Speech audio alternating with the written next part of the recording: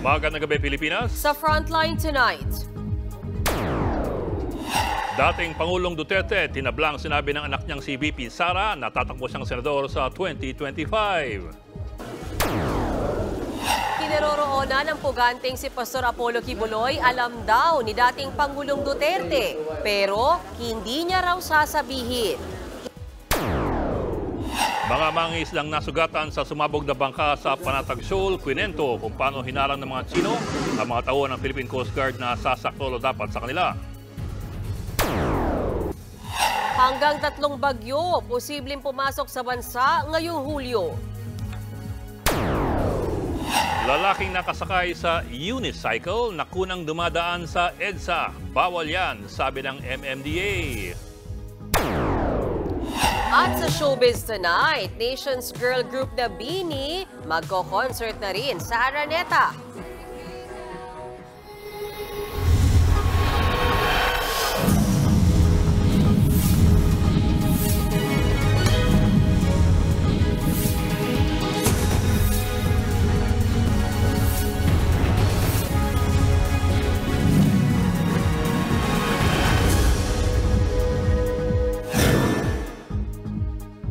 Malapogo raw ang ginawang renovation sa ilang villa na ni-raid sa Clark sa Pampanga. Inamin po yan sa News 5 ng isa sa mga construction workers sa naturang leisure park.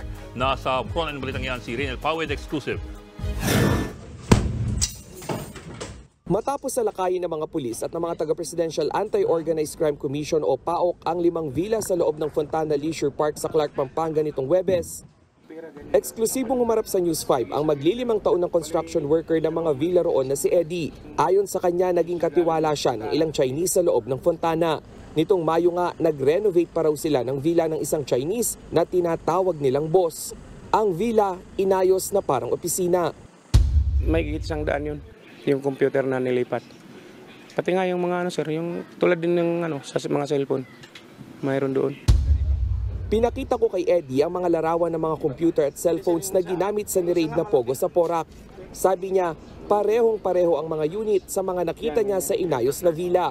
8 kwarto raw na puno ng computers ang nasa villa. At tuwing hapon, iba't ibang Chinese ang pumapasok sa mga kwarto. Kasi sa isang kutsi, 4, papasok, pagkatapos, makalipas na isang oras, pupunta sila doon sa labas naman sa may parang kapihan yun eh. Tapos mayroon na namang parating sir na papasok na naman doon. Tapos yun na naman ang lalabas sila. Bukod sa mga opisina, gumawa rin daw sila ng basement sa 4 na villa. Sinlaki raw ito ng kalahating court ng basketball na nilagyan ng iba't ibang mamahaling gamit ng mga Chinese. Ang mga doon, yung mga alak na nakabanga, yung magagandang banga. Alam mo yung banga sir na parang gold. Mayroon doon marami. Una nang sinabi ng PAOK na hideout o taguan lang ng mga tumakas na Pogo workers ang Fontana at walang operasyon mismo ng Pogo sa loob. Kaya ang malapogo na pagsasalarawan ni Eddie sa ginawang villa sa loob ng Fontana, kinontra ng Clark Development Corporation o CDC. Ang Pogo Hub is sa Bamban at saka sa Porac. Yung na-raid na Sun Valley can be considered as Pogo Hub. Diyan po sa mismong Fontana? Wala. Ayon sa pamunuan ng Clark, mayroong mahigit 200 villa sa loob ng Fontana. Higit kalahati sa mga ito may iba't ibang engineering violations. Kung hindi maaayos ng Fontana Leisure Park ang mga paglabag, pwede silang ipasara. Ang Pampanga Provincial Government naman sinabing wala ng Pogo sa lalawigan. Pero pinasusuyod ulit nila ang buong Clark Freeport para tiyakin na wala ng boss ng Pogo ang nagtatago. Pinaalalahanan din ang mga nagpapaupa sa Fontana na kilalanin ng mga tenant, partikular ang mga dayuhang umuupa. Dapat ni-screen muna kung sino yung magiging tenant nila, kung sino yung mga labas-pasok. At saka talagang dapat magtaka sila. Bakit, ano ba ang trabaho, bakit nandito sila? Nagbabalita mula sa Frontline, Rainiel Pawid, News 5. Handa na raw ang PAGCOR na pangalanan sa Senado ang dati umunong opisyal ng gabinete na padrino raw ng mga iligal na pogo sa bansa. Narito ang aking report. Bigla na lang naglipa na sa bansa ang ekta-ektaryang Pogo Hub na pugad ng iligal na aktibidad gaya ng pangtutorture at pambubudol. Unang ang ni-raid ng mga otoridad ang Pogo Hub sa Bamban, Tarlac at Porac, Pampanga na posible pang masundan sa ibang lugar.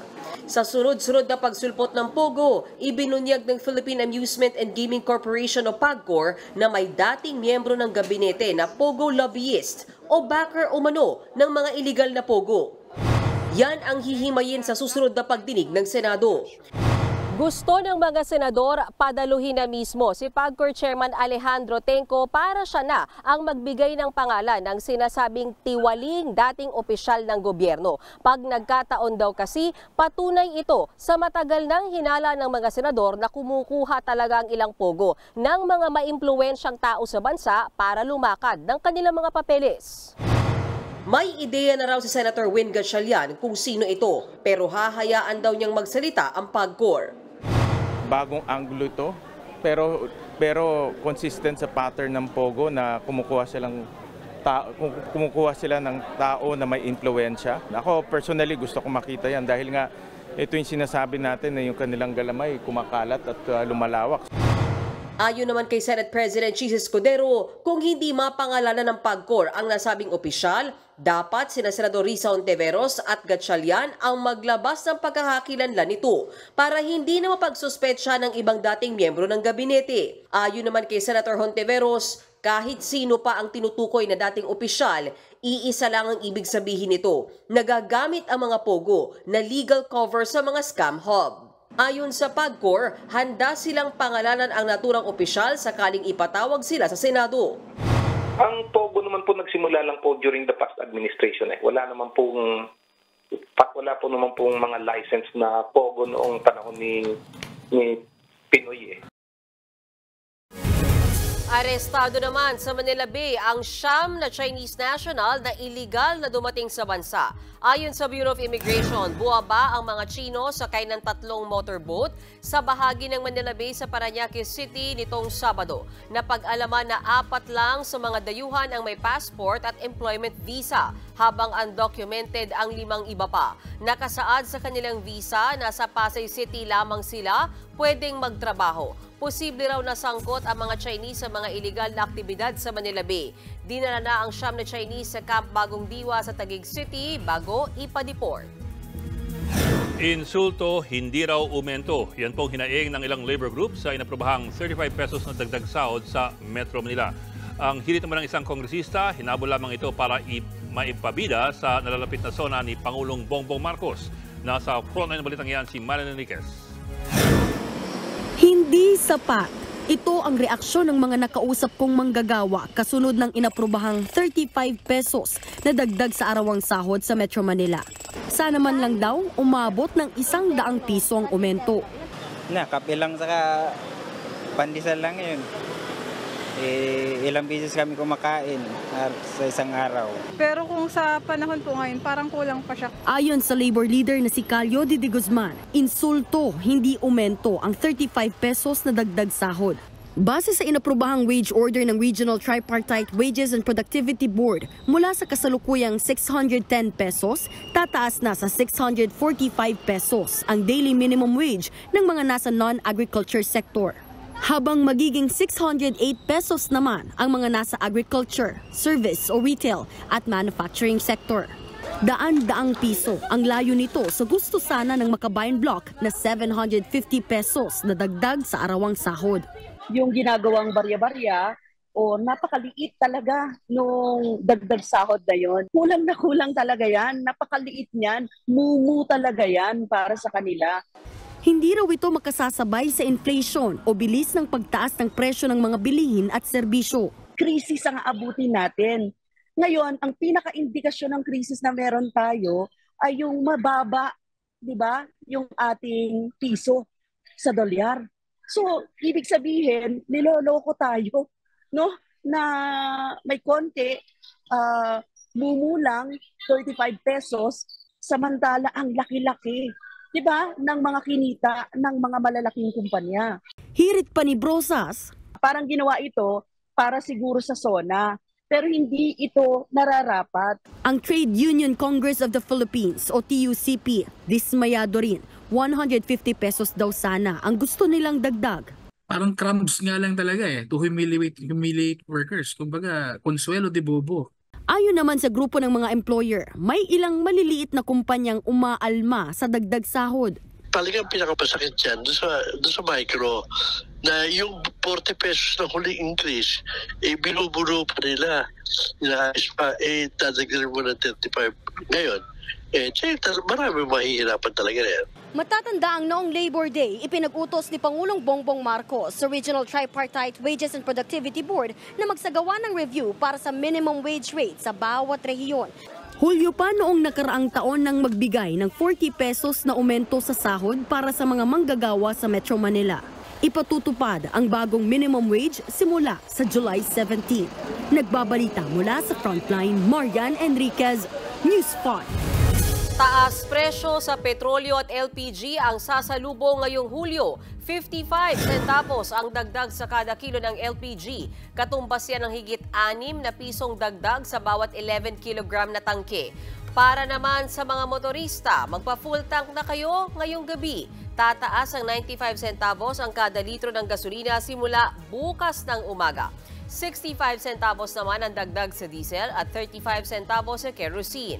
Ito na ang ikatlong sunod na linggo na may taas presyo sa petrolyo. Bunsod umano ito ng tumitinding tensyon sa Middle East. Ilan sa mga lumulutang na pangalan para maging susunod na Education Secretary sina Senator Win Gatchalian at Senator Sani Angara. Pero para kay Gatchalian, hindi magandang pareho silang nasa gabinete ng kapatid niyang si Social Welfare Secretary Rex Gatchalian. Mas gusto rin niyang pagtuunan ng pansin ng kanyang natitirang 4 na taong termino sa Senado. Mas pabor din daw siya para kay Senator Angara na maging susunod na kalihim ng Department of Education. Kailangan mo ng taong may karanasan. Pangalawa, yung kanyang educational background, hindi natin, wala nang debate dyan. No? Nag-graduate siya sa UP Law, London School of Economics for Masters, nag-Harvard pa para sa kanyang Masters in Law. Bukas naman si Angara sa posibilidad na maging DepEd Secretary pero wala pa raw inaalok sa kanya ang Malacanang. May mungkahi naman siya na dapat bigyang pansin ng kagawaran ng edukasyon. Kailangan yung mga reforma sa edukasyon tulad ng yung kalidad ng edukasyon, yun importante. Tapos yung mga tinatawag na resource gaps o yung pagkukulang sa mga classroom, sa mga silid-aralan, sa textbooks, maraming kailangan bigyan ng lunas dyan. In Oriente, tinadyakan at pinaghahampas ang likod. Gantong laman ang bagong torture video na nilabas ng Presidential Anti-Organized Crime Commission mula raw sa sinalakay na Pogo Hub sa Porac, Pampanga. Posibleng parusa raw yan sa mga hindi nakaabot ng kota sa kanilang pambubudol o pangi-scam. Nasa frontline ng balitang yan si Rainiel Pawid.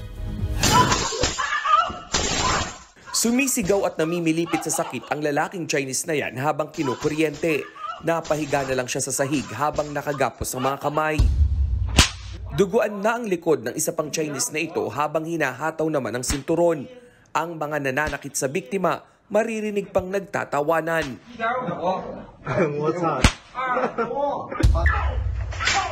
Ang babaeng ito naman pinagtatadyakan habang nakadapa sa sahig.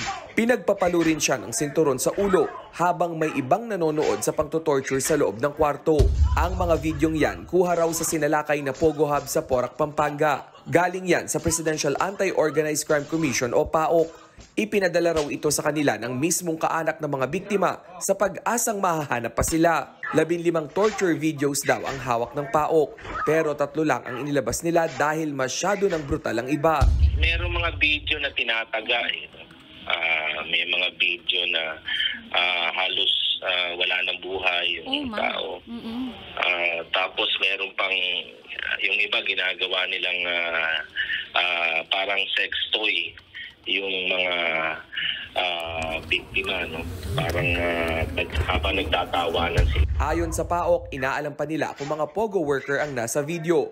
Iba-iba raw ang nationality ng mga ito. Ito ay aming ibinabangga doon sa mga missing persons ng iba't ibang embassy like sa Chinese Embassy, yung Indonesian, Malaysian, and Vietnamese Embassy. Kung meron silang mga ganitong tao. Nitong nakaraang buwan natuklasan sa Porac Pogo Compound ang mga torture room.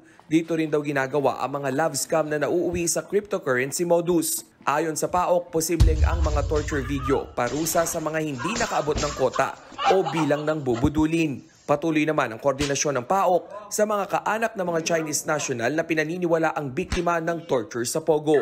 Nagbabalita mula sa Frontline, Rainiel Pawid, News 5. Dating Pangulong Duterte, hindi raw tatakbong senador sa 2025. Huwag daw maniwala sa sinabi ni VP Sara.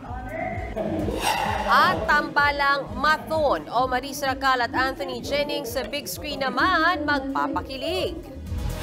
Magbabalik pang Frontline Tonight. Mga kapatid, Ed Linggaw po, nasa Estados Unidos, Canada o saan mang dako ka ng mundo, manatiling may alam at may pakialam sa mga mainit na balita dito sa ating bansa. Simulan natin ang bawat araw sa tuloy-tuloy na balitaan sa Frontline. Mag-follow at mag-subscribe sa social media pages ng News 5.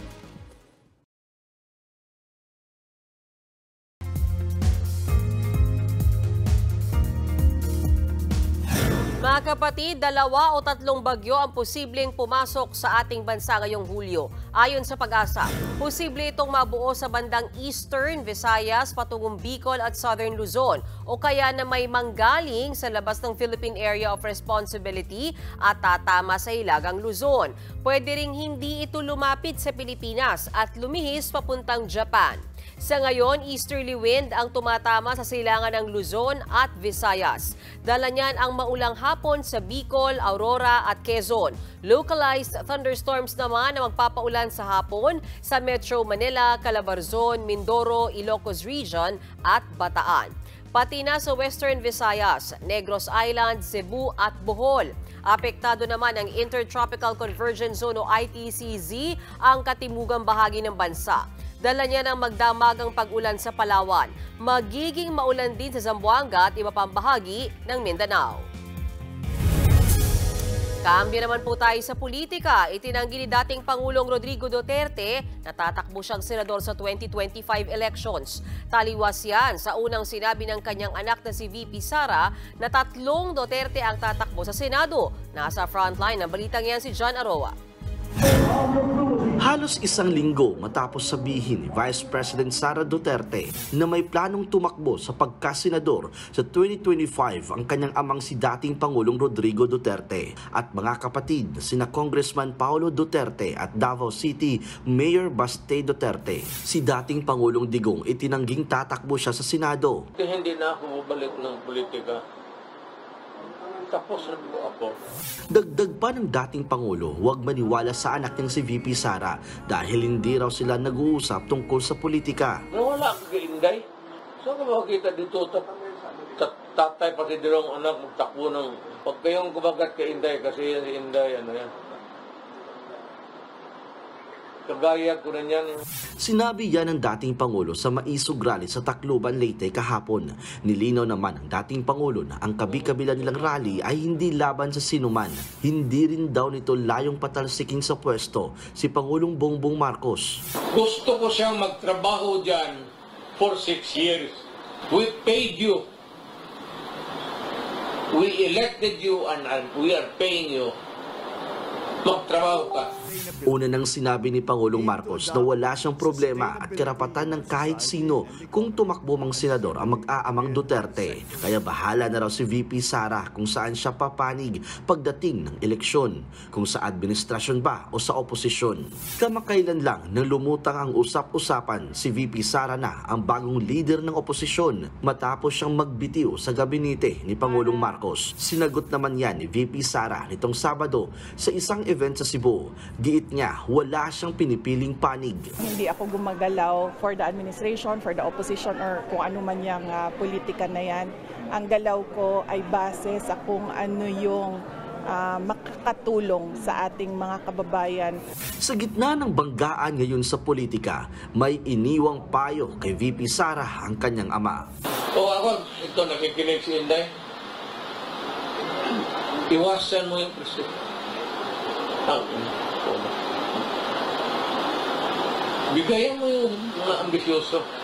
Na ngayon, kung yung mga ambisyo maging presidente, at may sariling agenda. Nagbabalita mula sa Frontline, John Arua, News 5. Nitong weekend, sabay-sabay naglabas ng balita na hindi raw si Inday Sara ang magiging leader ng oposisyon. Yan po ang mga headlines sa ilang pahayagan matapos ang isang event sa Cebu nitong Sabado lamang. Kaya't ang tanong ngayon ng marami matapos niyang magbitiw sa gabinete, kung hindi sa oposisyon, ano magiging papel ni Inday Sara? Pero mahalagang malaman po ang buong konteksto ng sinabi ni Inday Sara noong Sabado. Kailangan pong balikan ang kabuuan ng sinabi ni VP Sara sa mga reporters. At ito po yun. Base raw sa kanyang mga prinsipyo, hindi raw siya nagdedesisyon para sa ikaunlad ng anumang grupo, maging administrasyon or oposisyon. Dahil ang basehan lamang daw niya ay ang ikabubuti ng taong bayan. Sa madaling salita, kung kukunin ang buong konteksto ng pahayag ni Inday Sara, ito lang naman talaga ang kanyang sinabi. Hindi raw siya admin or oposisyon, basta siya raw ay makabayan. Ang tawag po dyan ay political rhetoric na bukas sa anumang interpretasyon. Sa makatwid, hindi mo talaga masasabing sinasara na niya ang pinto sa pagiging oposisyon. Ngayon, doon naman tayo sa binitawang salita ni Inday Sara noong nakarang linggo na tatakbo ang kanyang ama at dalawang kapatid bilang senador sa 2025 elections. Mahiwaga na naman po ang nangyayari dahil nitong linggo lamang sa Tacloban, pinabulaan ito ni dating Pangulong Duterte. Ayon sa dating Pangulo, na good time lamang tayo ni Inday Sara. Hindi raw siya babalik sa politika dahil masyado na raw siyang matanda. Mahirap talaga ispilingin kung ano ang balak ng mag-aamang Duterte sa politika, lalo't kilala sila sa mga desisyong panlito sa kanilang mga kalaban. Halimbawa po, noong 2015, sinabi ni Rodrigo Duterte na hindi siya tatakbong Pangulo sa 2016 elections. Katunayan, ang inihain niyang Certificate of Candidacy or COC ay sa pagka-alkalde muli ng Davao City. Kalaunan, ginamit niya ang candidate substitution na pinapayagan naman ng batas. Tumakbo tuloy siya bilang Pangulo at nanalo. Ganon din ang ginawa noong 2022 elections ng kanyang anak na si Inday Sara. Ang unang inihain ni Sara na COC ay sa pagka-alkalde muli ng Davao City. Pero si Pangulong Duterte naman, iba po ang inanunsyo. Tatakbo raw si Inday Sara sa pagkapangulo, samantalang busy raw niya si Bongo. Wala pong nagkatotoo dyan. Samantala naman, nag-standby ng mga placeholders or temporary candidates ang Partido Lakas at ang PDP Laban para lang pwedeng mag-substitute si Sara sa last minute. Sa nakaraang dalawang national elections, gamit na gamit po ang candidate substitutions. At hindi mo na malaman kung sino talaga ang tatakbo o sino lang ang vulkasil o panapalbutas. Sa Omnibus Election Code, pinapayagan po ang candidate substitution sa mga kaso ng death, disqualification, or simpleng withdrawal. Para sa mga kaso po ng death or disqualification, pinapayagan po yan hanggang midday ng mismong election day, basta't pareho ang apelyido ng papalit. Pero sa mga voluntary withdrawals, ang deadline po niyan ay sineset ng mismong COMELEC. Minsan po, ang deadline ng substitution ay 1 buwan makalipas ang deadline ng formal na paghahain ng COC. Yan po ay minsan naaabuso ng mga kandidato. Kaya po nito lamang Mayo, nagdesisyon ang COMELEC na higpitan ang patakaran sa mga substitutions via withdrawal. Ang huling araw ng filing ng COC ngayong taon ay October 8. Ay siya ring huling araw ng deadline ng mga substitutions. Yan daw ay para hindi na maabuso ang substitution principle sa Omnibus Election Code. Ayon kasi kay COMELEC Chairman George Garcia, nagkakalokohan na po sa proseso ng substitution. Hindi na raw dapat payagan ng mga pumapronta lamang para sa mga nagpapakipot ngayon pero tatakbo rin sa huli. Susunod, lalaking sakay ng unicycle na ispatan ng MMDA na iligal na dumadaan sa EDSA. Dating Pangulong Rodrigo Duterte, pinayuhan pa ang puganteng si Pastor Apollo Quiboloy na magtago na lamang. At Nation's Girl Group na Bini sa Big Dome naman magko-concert. Tutok lang mga kapatid dito sa Frontline Tonight. Mga kapatid, Mean Los Baños po, nasa Europa o saan mang dako ka ng mundo, manatiling may alam at may pakialam sa mga maiinit na balita dito sa ating bansa. Simulan natin ang bawat araw sa tuloy-tuloy na balitaan sa Frontline. Mag-follow at mag-subscribe sa social media pages ng News 5.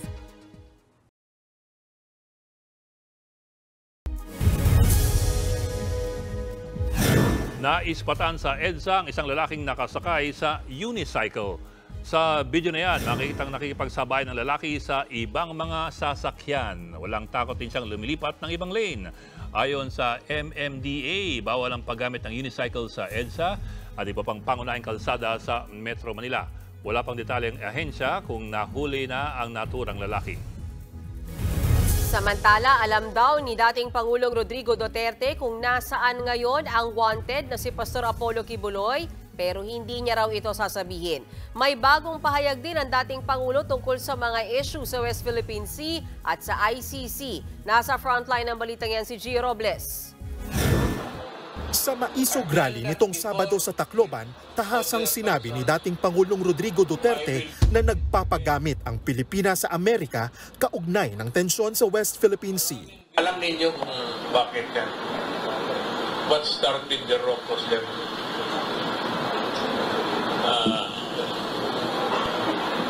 Never mind the people that America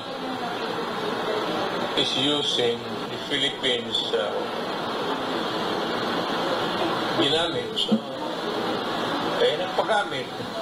Kanya-kanyang depende sa kung sinong nag-opo. Dagdag pa ni Duterte, ngayon lang tumindi ang pangaharas ng China. Samantalang noong panahon daw niya ay malayang nakakapangisda ang mga Pilipino. Pero matatandaang noong 2021 lang, sa ilalim ng termino ni Duterte, sinabi ng grupo ng mga mangingisdang Pilipino na pinipigilan sila ng China Coast Guard na makapasok at makapangisda sa Panatag Shoal. Pero giit pa rin ng dating Pangulo. Wala man tayong away sa China noon. We were free to fish in and out of that area. Nobody was bugging us. And there was no issue of territory. Hindi totoong walang issue sa agawan ng teritoryo, lalo't meron nga tayong pinanghahawakang 26 arbitral ruling na ayaw kilalanin ng China at isinantabi noon ni Duterte. Bukod sa issue sa West Philippine Sea, may pahayag din ang dating Pangulo tungkol sa kinakaharap niyang pag-iimbestiga ng International Criminal Court o ICC kaugnay sa drug war. Muling binigyang diin ni Duterte na walang kapangyarihan ng ICC sa Pilipinas. Whether they come in, para sa akin, wala silang jurisdiction. We are not part of the ICC. Umalis na tayo. Babala pa niya sa sinumang taga-ICC na magdadala ng warrant laban sa kanya. Ito makain ko sa kanya, mamili ka, kainin mo o barilin kita dito ngayon. Deliver kita sa impyerno.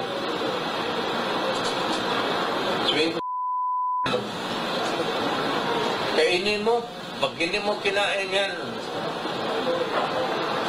I've done that before with other persons. I will do it again. Natanong din si Duterte tungkol sa kanyang kaalyado at ngayoy puganteng pastor Apollo Kibuloy. Ayon sa dating Pangulo, alam niya kung nasaan ang pastor pero secret daw. Sinabihan pa niya si Kibuloy na magtago na lang. Patuloy pa ring pinaghahanap ng mga otoridad si Kibuloy na nahaharap sa mga kasong sexual abuse at human trafficking. Nagbabalita mula sa Frontline, Gio Robles, News 5. Maraming naglalabasan kung ano-anong survey tungkol po sa eleksyon. Pero mga kapatid, maging mapanuri dahil yung ibang survey, hindi po totoo ang nilalaman. I-fact check po natin yan.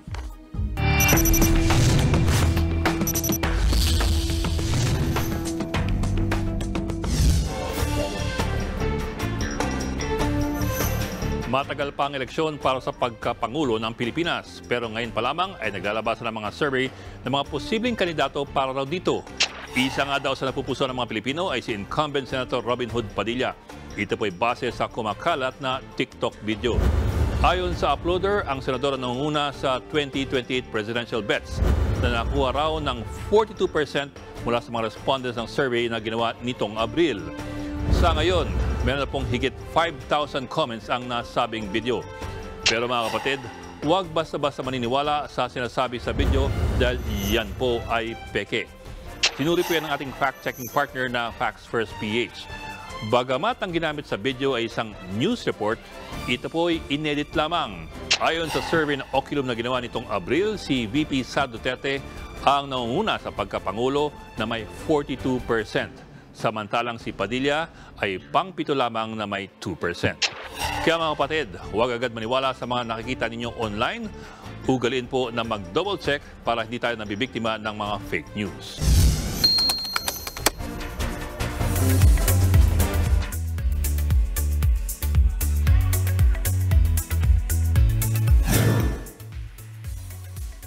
Showbiz tonight na tayo. Wish granted para sa Bloom.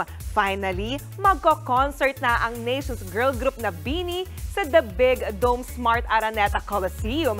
Yan at iba pa sa report na to. Matapos ang major success ng 3-night BINIverse concert, sa The Big Dome Smart Araneta Coliseum naman, magko-concert ang ating nation's girl group na BINI. Para yan sa kanilang grand BINIverse concert sa October 4. Inanunsyo nila ito sa 3rd night ng kanilang concert kagabi. Matatanda ang maraming Blooms ang humiling na mag-concert ang grupo sa mas malaking venue. Kaya naman, ito na ang pagkakataon yung mapanood ulit ang BINI. Abangan natin ang detalye kung kailan ang ticket selling, kaya stay tuned. Uy!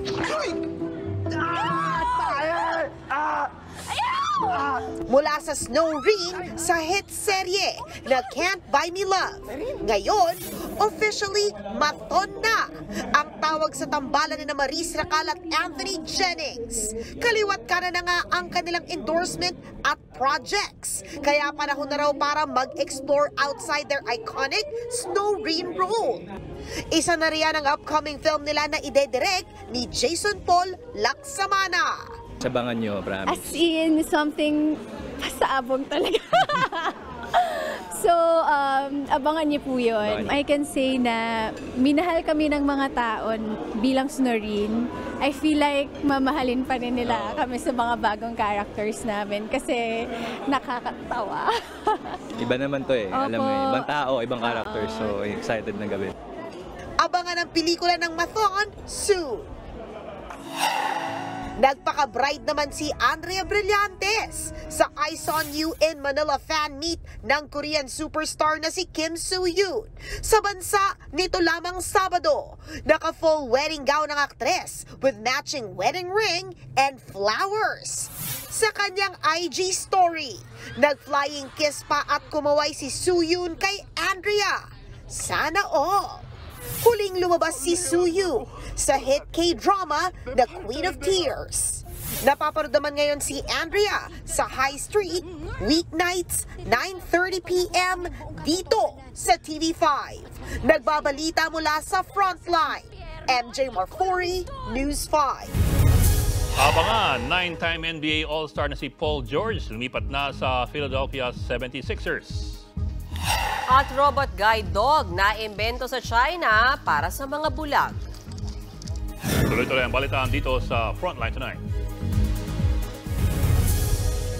Mga kapatid, Ed Lingao po, nasa Estados Unidos, Canada o saan mang dako ka ng mundo, manatiling may alam at may pakialam sa mga mainit na balita dito sa ating bansa. Simulan natin ang bawat araw sa tuloy-tuloy na balitaan sa Frontline. Mag-follow at mag-subscribe sa social media pages ng News 5.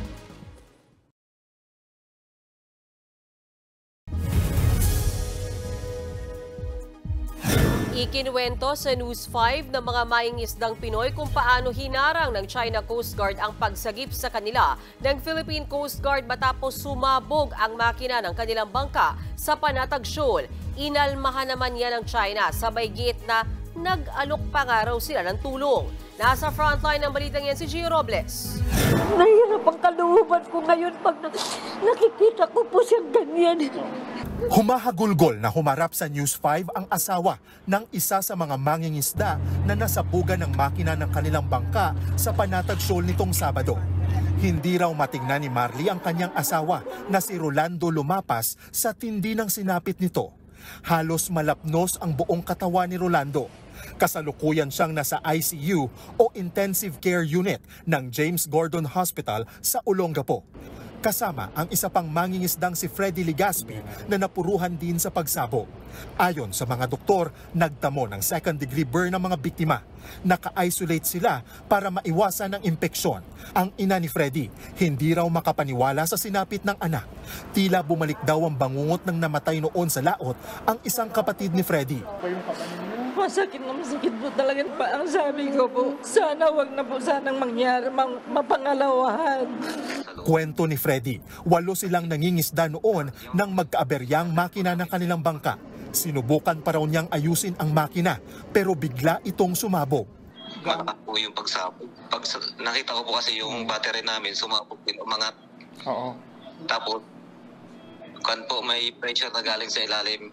May kasamang apoy.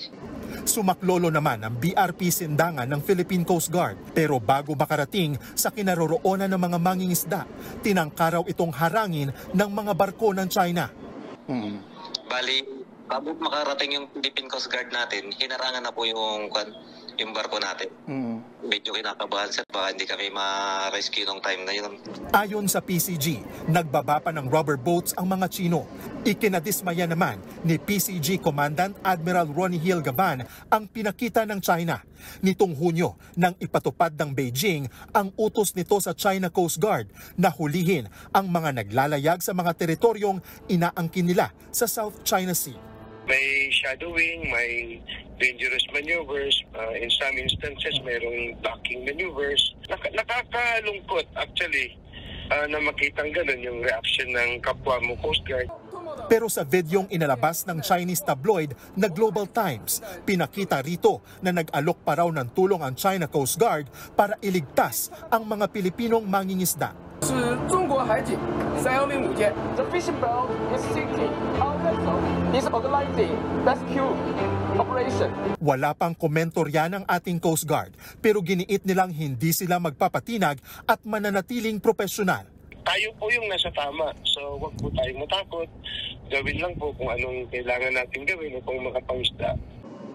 Sa kabila ng nangyari, wala raw balak tumigil sa pangingisda ang mga biktima, lalo pat alam naman daw nila na teritoryo natin ang karagatan kung saan sila pumapalaot.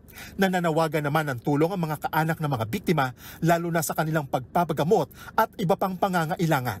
Nagbabalita mula sa Frontline, Gio Robles, News 5.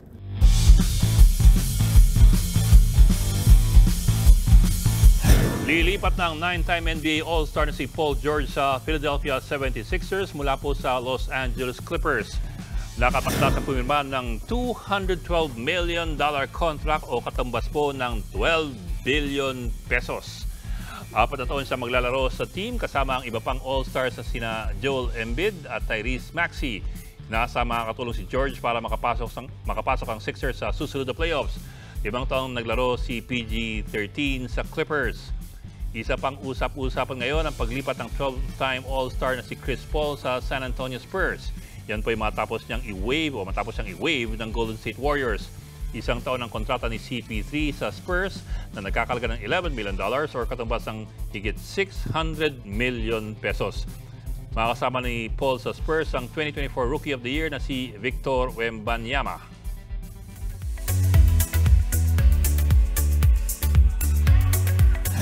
Nakijamming ang retired actor na si Michael J. Fox sa live performance ng Coldplay sa isang music festival sa UK.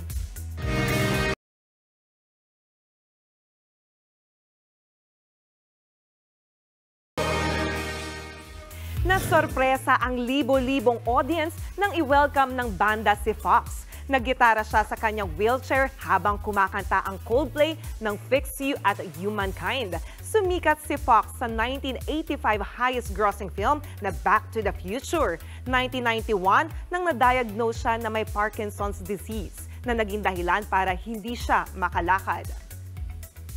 At yan ang latest and hottest sa showbiz tonight. Ako si Janie Alipon. Happy Monday mga kapatid!